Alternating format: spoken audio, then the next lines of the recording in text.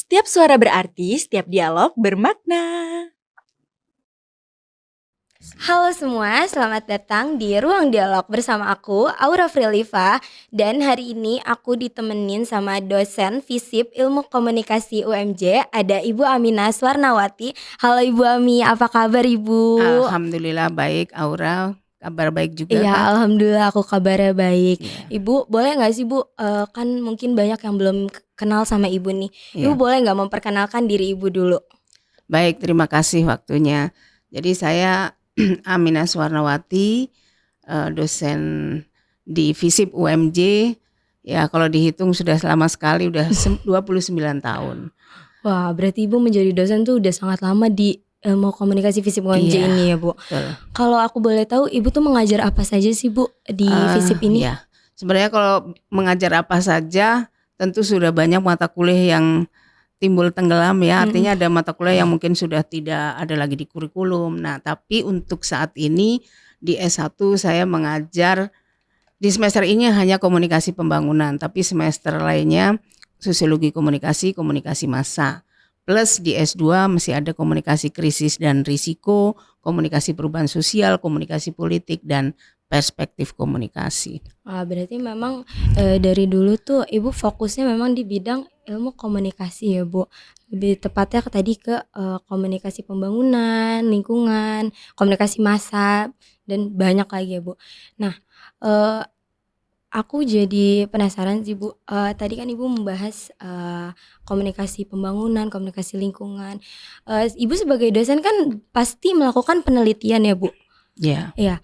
Boleh nggak sih Bu dikasih tahu nih mungkin untuk yang nonton gitu, Ibu tuh ada melakukan penelitian yang sedang Ibu lakukan atau yang sudah pernah Ibu lakukan tuh apa saja sih Bu? Baik, jadi kalau dosen itu selain mengajar kan salah satunya juga meneliti ya. Dan roadmap penelitian saya itu memang ke arah komunikasi lingkungan, komunikasi pembangunan. Jadi untuk itu saya sudah beberapa kali meneliti misalnya tentang bank sampah gitu ya. Kemudian tentang food waste ya, sampah makanan, bahkan juga tentang thrifting ya, dan beberapa yang lainnya seperti misalnya tentang gaya hidup minim sampah ya, zero waste lifestyle gitu. Berarti tadi fokus penelitian Ibu tuh memang lebih ke lingkungan ya Bu, kayak thrifting. Di zaman sekarang kan thrifting tuh sangat naik banget ya Bu. Tapi sebenarnya kenapa sih Bu kita tuh penting banget untuk memperhatikan lingkungan gitu? Karena bagaimanapun ya namanya kita kan sebuah negara. Nah, sebuah negara itu diukur selain dari pertumbuhan ekonominya, itu juga selain pertumbuhan ekonomi, kekayaan ya, jadi kekayaan rata-rata, kemudian pemerataan, kualitas kehidupan, itu tetap tidak akan dianggap sejahtera kalau tidak memperhatikan dampaknya terhadap lingkungan. Karena berarti negara itu berada dalam proses pemiskinan, dan itu sebenarnya kalau orang seumuran saya sangat memperhatikan ya, di mana dulu kita itu bahasa apa namanya Sanskerta atau apa, Gemah Ripah Loh Jinawi, itu benar-benar kita itu negara yang sangat kaya. Tapi kan sekarang ini banyak sekali hutan yang gundul karena kebakaran atau dibakar, saya nggak tahu. Kemudian juga mungkin kekayaan laut juga mulai berkurang ya, sehingga sangat penting kita memperhatikan lingkungan. Dan salah satu aspek dari SDGs kan juga tentang lingkungan gitu. Oke. Tapi ya Bu, berarti emang kita tuh kan sangat penting untuk memperhatikan lingkungan itu sendiri. Yeah. Dan di zaman sekarang gitu kan emang kadang orang-orang tuh masih banyak yang belum aware tentang menjaga lingkungan itu sendiri. Yeah. Dan kita sebagai anak ilmu komunikasi nih Bu, sebenarnya kenapa komunikasi lingkungan itu sebenarnya apa sih Bu? Mungkin saya mengutip dari buku ya yang ditulis oleh Robert Cox yang mengatakan bahwa komunikasi lingkungan itu adalah sarana pragmatis dan konstitutif untuk membantu pemahaman dan representasi tentang alam. Nah, apa yang dimaksud dengan sarana pragmatis? Di situ termasuk di dalamnya edukasi tentang isu-isu lingkungan, kemudian penyadaran tentang pentingnya ya, maksudnya melakukan hal-hal yang terkait dengan lingkungan supaya kita berubah perilakunya. Kemudian juga melakukan tindakan, misalnya ayo dong melakukan kampanye advokasi atau perubahan perilaku gitu ya.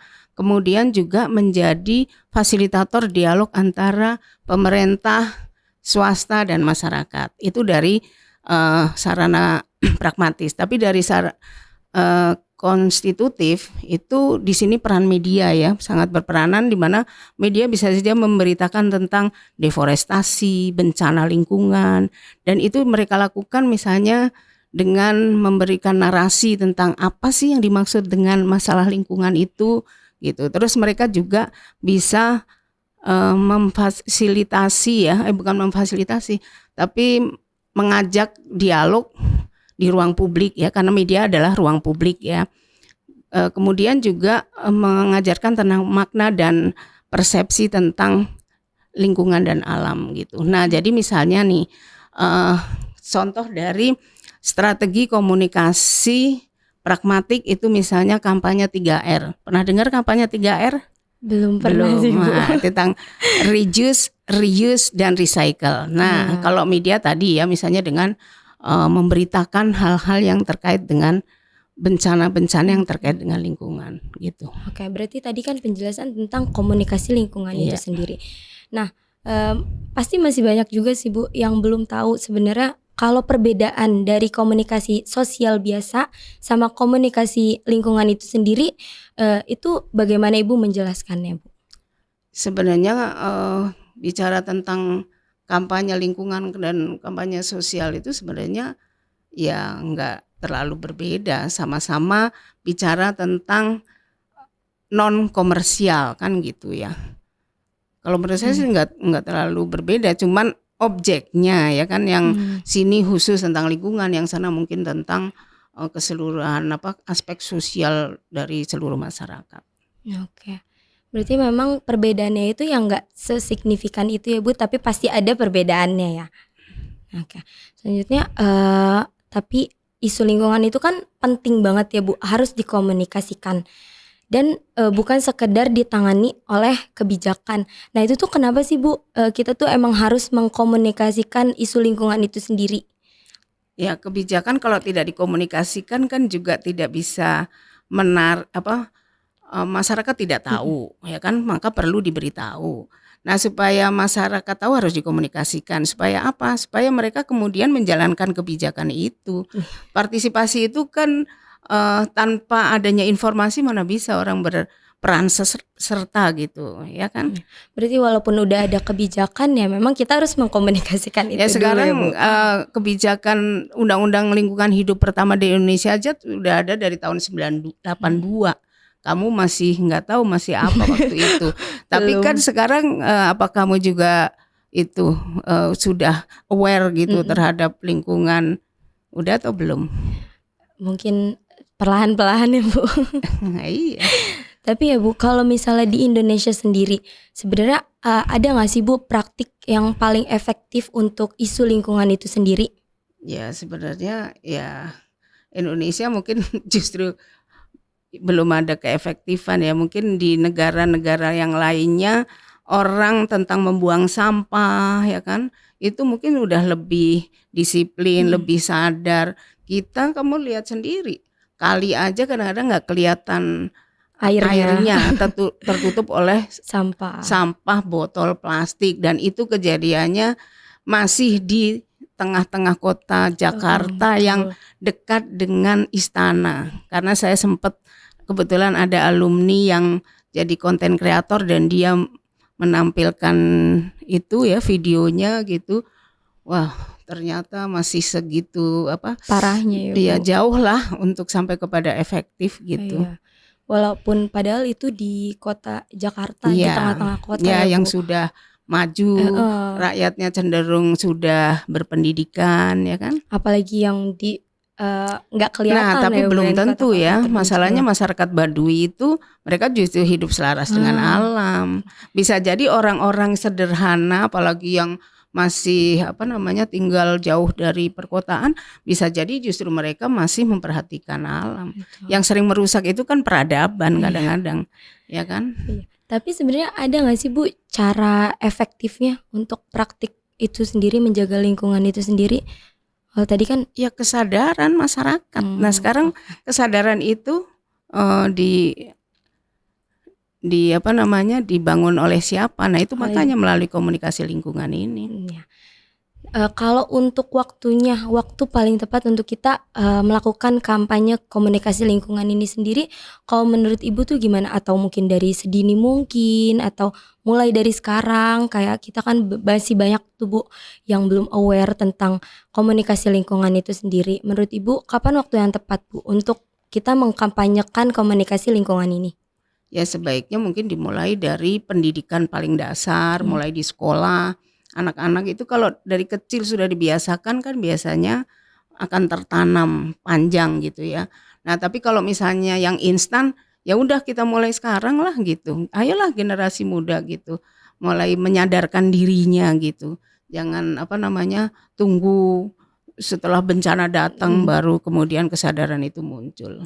Oke, berarti memang harusnya sedini mungkin ya Bu. Kita mulai dari sedini mungkin, kayak sesimpel kita buang sampah pada tempatnya, itu kan sudah kita dari sedini mungkin. Kalau kita melakukan itu, kita semakin besar kita jadi nah terus kesadarannya sudah terbangun. Nah, ngomong-ngomong tadi kan Ibu juga sempat membahas kayak kita tuh biasanya baru aware sama lingkungan ketika bencana itu tuh sudah terjadi Bu. Sebenarnya kenapa tuh Bu biasanya baru viral, baru ini tuh ketika sudah terjadi? Kayak kalau gempa kan biasanya mau ada gempa atau apa juga pasti ada info-infonya ya Bu. Tapi kenapa baru viralnya itu setelah terjadi gitu Bu? Ya karena memiliki nilai berita kalau udah terjadi kan, dan sudah berdampak. Kalau sudah berdampak kan baru orang kemudian waduh ini kayaknya nggak main-main. Tapi itu pun juga kalau pas terjadi. Begitu selesai kemudian masalah diatasi, seringkali lupa lagi, kebiasaan lama berlanjut lagi gitu loh. Ya berarti sebenarnya sebelum kita terjadi bencana itu tuh sebenarnya juga itu layak diberitakan ya Bu, bukan setelah terjadi baru layak diberitakan. Iya, dan sebenarnya peran media itu juga sebenarnya lumayan banyak, apalagi media sosial, apalagi dari lembaga-lembaga yang memang peduli lingkungan ya. Nah cuman persoalannya algoritma kamu itu nyampe nggak ke situ gitu loh. Ya memang berarti isu lingkungan itu tuh sebenarnya penting ya Bu, dari media sosial itu sangat penting sekali. Nah tapi kalau menurut Ibu sendiri dari banyaknya media atau apa itu tuh, menurut Ibu paling penting untuk disebarluaskan di isu lingkungan itu apa Bu? Media sosial atau televisi atau radio atau malah media massa itu sendiri Bu? Ya kalau menurut saya harus simultan, konvergensi, semuanya harus. Karena kan audiensnya beda-beda. Ada yang audiensnya pengguna media sosial, tapi media sosialnya kan juga bermacam-macam. Ada yang senang dengan TikTok, ada yang senang dengan Instagram. Ya, media massa ya penting karena dia menjangkau seluruh Indonesia. Jadi kalau menurut saya ya semuanya sebaiknya gitu loh. Oke. Berarti memang semua dari media massa, media sosial itu tuh balance ya Bu. Semuanya penting untuk menyebarluaskan isu lingkungan itu sendiri. Tapi kalau untuk dialog dua arah ya Bu, untuk yang mendengar dan merespon, yang benar-benar dipraktikkan dalam lingkungan itu tuh bukan hanya model transmisi informasi satu arah kan Bu? Ya kalau media massa kan memang sifatnya satu arah ya, tapi kan media baru semuanya kan interaktif gitu ya. Dan sebenarnya kalau bicara komunikasi lingkungan itu yang jelas pasti dialogis, bahkan emansipatoris gitu loh. Jadi ya nggak mungkin kalau dengan hanya satu arah saja.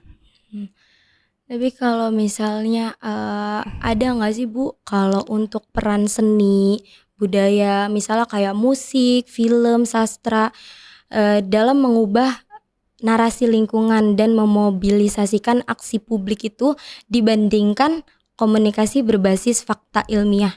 Kayak mungkin ada contohnya Bu dari musik, film, atau sastra yang membahas tentang lingkungan itu sendiri.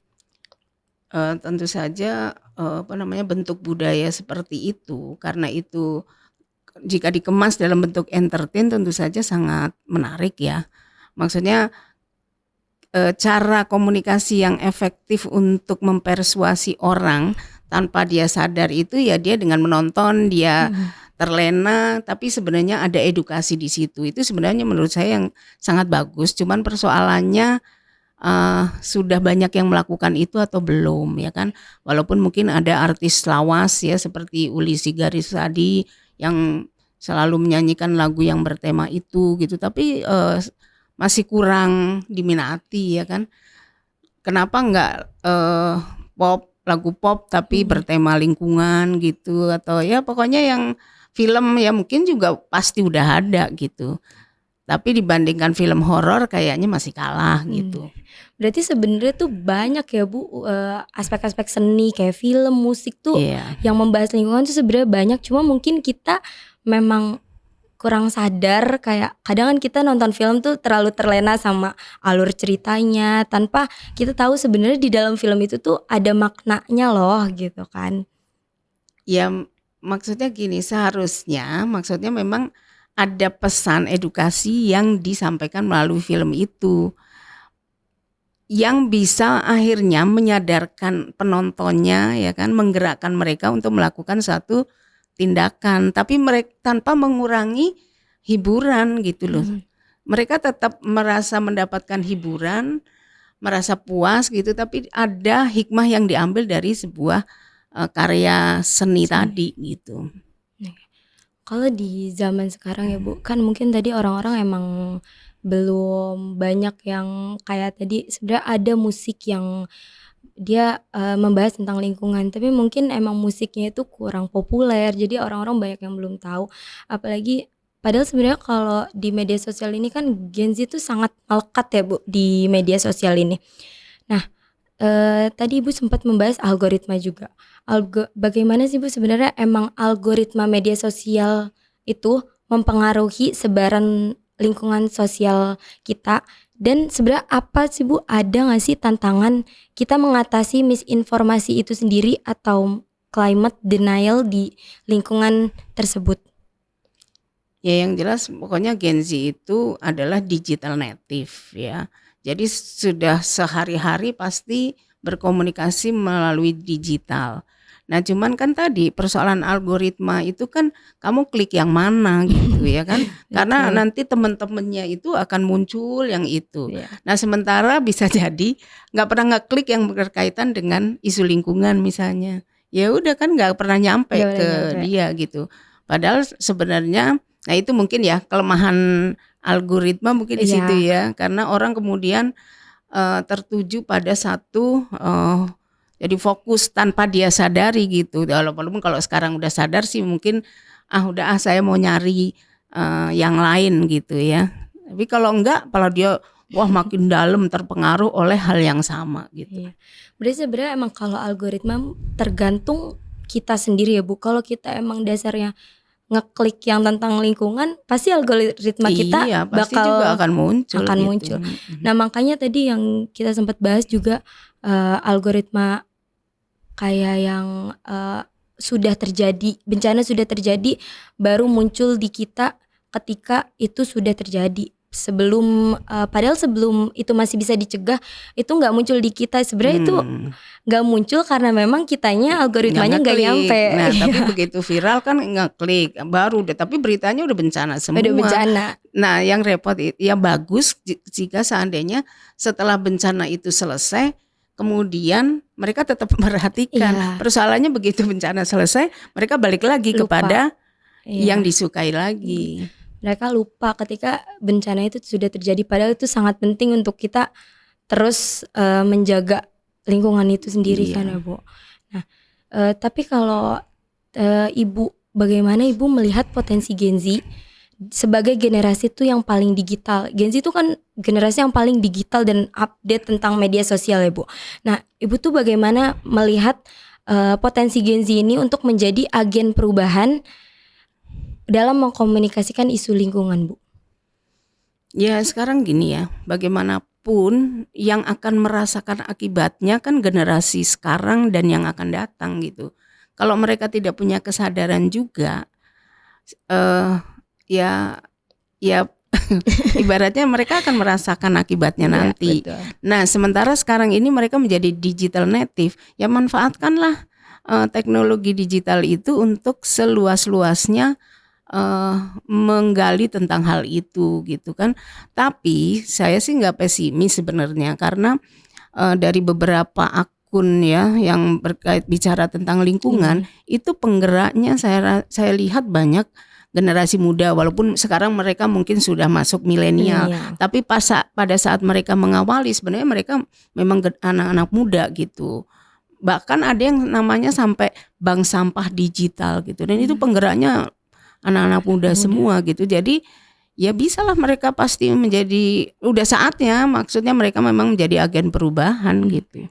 Berarti memang udah saatnya Gen Z ini menjadi agen perubahan karena nanti yang akan nanggung akibatnya itu kan Iya. memang generasi kita ya Bu, generasi muda gitu. Nah, selama kita udah ngobrol-ngobrol selama ini, Ibu tuh ada gak sih yang mau diomongin lagi Bu selain yang tadi kita udah bahas?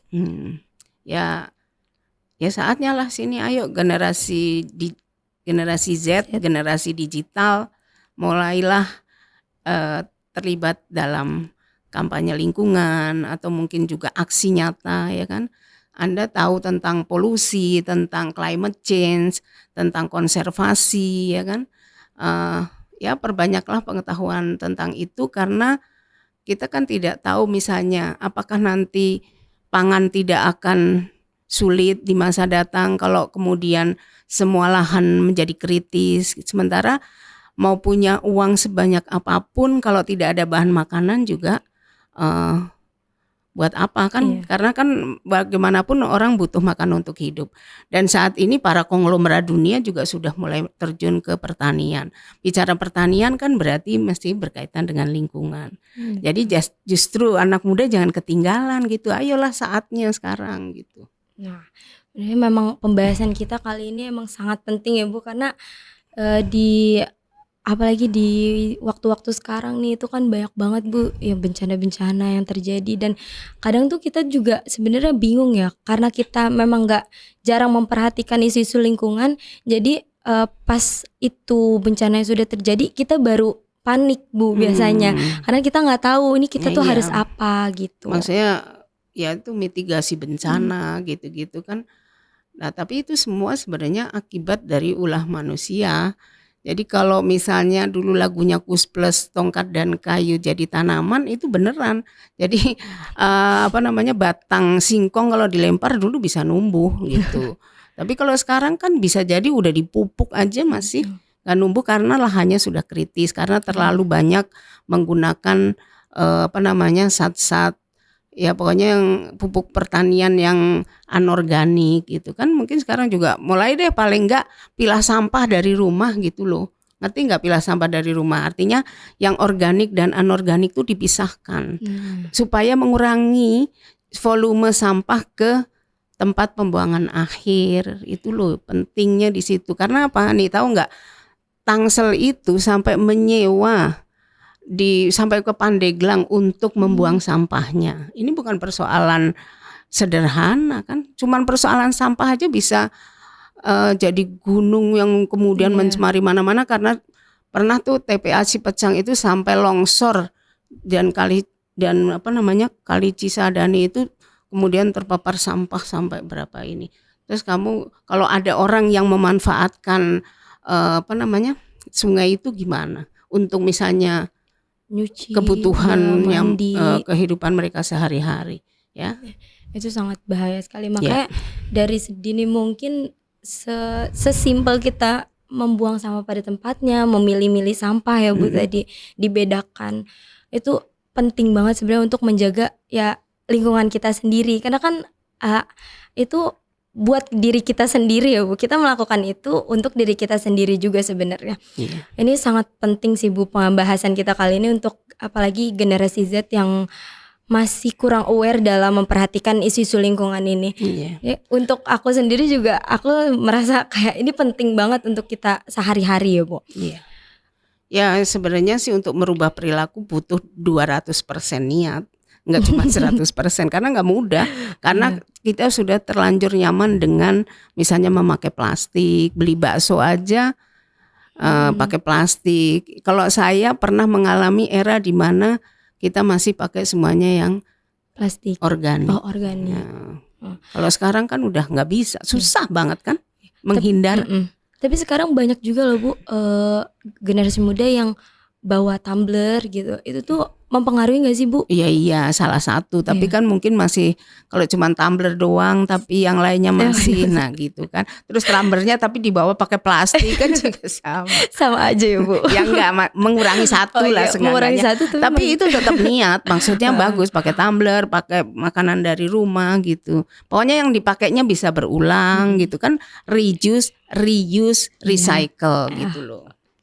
Berarti dari sekecil kita kemana-mana bawa tumbler juga sebenarnya itu sudah salah satu. Sudah salah satunya kita aware terhadap lingkungan kita sendiri ya Bu. Oke.